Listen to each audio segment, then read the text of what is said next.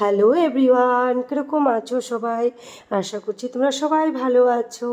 তো তোমাদের ভালোবাসায় আমিও ভালোই আছি। মিনি একটি ব্লগ নিয়ে আবার চলে আসলাম নতুন একটি ভিডিওতে। তোমাদের সবাইকে ওয়েলকাম জানাচ্ছি বন্ধুরা। আশা করছি ভিডিওটা তোমরা লাস্ট পর্যন্ত দেখবে, স্কিপ না করে। আর যদি তোমাদের ভালো লেগে থাকে অবশ্যই একটা লাইক কমেন্ট শেয়ার করে দিও। তো এই ভিডিওটা ছিল মঙ্গলবার দিনের। তো মঙ্গলবার দিনটা কিভাবে কি করলাম না করলাম সেটাই তোমাদের সাথে তুলে ধরলাম। তো মঙ্গলবারের দিনে সকালে যেগুলো আশিবাসি সেগুলো তো করতে, এগুলো রোজকারই থাকে, এগুলো তো আর বলে লাভ নেই। সকালে ঘর ঝাড়ু দেওয়া, মোছা, এগুলো তো করতেই হয়। সকালে সব গৃহিণীদের এটাই প্রথম কাজ। তো ঘরের ঘুম থেকে উঠে ঝাড়ু নিয়ে শুরু হয়ে যাও ঘরের কাজকর্মে। তো এই জন্য আমিও শুরু হয়ে গেলাম, ঘর টরগুলো ঝাড়ু দিয়ে নিলাম ভালো করে। বাসি ঘর ঝাড়ু না দেওয়া হলে ভালো লাগে না। তো ঝাড়ু টাড়ু দিয়ে মুছেও নিয়েছি একবারে। তারপরে মুছে ব্রাশ করে নিলাম। ব্রাশ করে এখন তো জল খেতাম রোজ সকালে গরম জল, এখন ডিটক্স ওয়াটারটা খাওয়া শুরু করেছি। রাতে সব কিছু দিয়ে জগে ভিজিয়ে রেখেছি। এখন এই যে 2 গ্লাস নিয়ে নিলাম, ছেলের জন্য 1 গ্লাস, আমার জন্য 1 গ্লাস। তো ওকে দিয়েছি, ও খাবে না বলছে। আমি বললাম না খাওয়া বাবা, ভালো, এটা খেতে হয়। তো এদিকে ওর এক্সামও শুরু হচ্ছে কালকে থেকে। তো ও খুব সকালে উঠে পড়তে বসে গেছে। তো ওকে দিয়ে দিলাম, আমিও খেয়ে নিলাম। খেয়ে তারপর প্রায় ঘন্টাখানিক পরে চা খাচ্ছিল। সাথে ডিটক্স ওয়াটার খাওয়ার সাথে সাথে তো চাটা খেতে ভালো লাগে না। প্রায় ঘন্টাখানিক পরে চা খেলাম। চাটা খেয়ে তারপরে যে চলে আসলাম উঠানটা ধোয়াতে। কালকে রাতেই ব্লিচিং পাউডার দিয়ে রেখেছিলাম। এখন বৃষ্টি বাদলের দিন তো অনেক বৃষ্টি হচ্ছে, আর উঠোনটার মধ্যে অনেক শেওলাও পড়ে গেছে। ব্লিচিং পাউডারগুলো রাতে দিয়ে মেখে রেখে দিয়েছিলাম। তো এখন ওই যে অনেক শিউলা পড়ে থাকে বৃষ্টি বাদলের দিন, কেউ স্লিপ খেয়ে পড়ে গেলে আরও ভীষণ অসুবিধে হয়।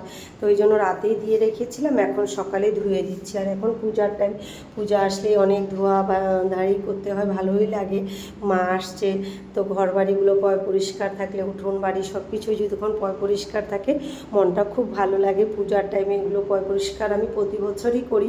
তো এইভাবে এই বছরও শুরু করে দিয়েছি। তার জন্য যে ব্রাশ দিয়ে একটু ঘষে নিচ্ছি প্রথমে, কেননা ব্লিচিং পাউডারগুলো পাকাতে লেগে আছে, এগুলো উঠছে না।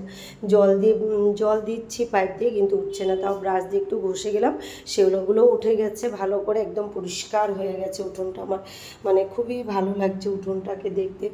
এদিকে দেখো আমার মেয়ে যে আমার পিছু পিছু কাজ করতে আসলে ওকে নিয়ে আর পারা যায় না। ও তো আমার সাথে সাথে করবে।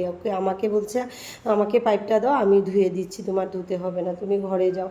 তো বাচ্চা মানুষ কি করব, ওকে তো নিয়ে কাজ করতে হয়, কে রাখবে, রাখার ওরকমভাবে কেউ নেই। তো ওই জন্য ওই আমার পিছে পিছে যখনই যেভাবে যে কাজে যাই না কেন ও আমার পিছু পিছু থাকবেই। তো ওই যে দেখো ব্রাশ নিয়ে ও ঘষছে। তো এত উঠোনটা শেওলা পড়েছিল কি বলবো, উঠোনটা ধোয়াতে ধোয়াতে প্রায় আমার 2 ঘন্টার মতন লেগে গেছে। এদিকে আবার রান্না বান্না আছে, ছেলে পড়াশোনা করছে, ওকে সকালে টিফিনটা রুটি আর বাঁধাকপি করেছিলাম, সবাইকে খেতে দিয়েছি, আমি খাইনি, ওকেও দিয়েছিলাম। ও খেয়ে আবারও পড়তে বসে গেছে। আর এদিকে আমার মেয়ে দেখো এই যে আমার সাথে সাথেই আছে। তো উঠোনটা ধোয়াতে অনেকটা টাইম লেগে গেল, প্রায় ঘন্টাখানেকের 2 ঘন্টার মতন লেগে গেছে। অনেক শিউলা পড়েছিল। এদিকে আমার বোন স্কুটিটা নিতে এসেছে, ওই স্কুটারটা নিয়ে কোথায় যাবে আর কি। তো স্কুটিটা আমাদের এখানেই রাখে ও রোজ, তো এসে নিয়ে যায় আবার। তো ওই যে বোনও এসে চলে গেল। এদিকে দেখো আমার উঠানটাও ধোয়ানো হয়ে গেছে, একদম পুরো ভিজে গেছি আমি, একদম পুরো ভিজে গেছি, প্রায় 2 ঘন্টা থেকে জলে ভিজছি। তো ওই যে তারপরে স্নানে চলে গেলাম। স্নান করে এসে এদিকে আবার রান্নাবান্না আছে, অনেকটা দেরি হয়ে গেছে। ছেলে আবার টিউশনে টাইম আছে, চলে যাবে প্রায় 2টা 2:30টার দিকে।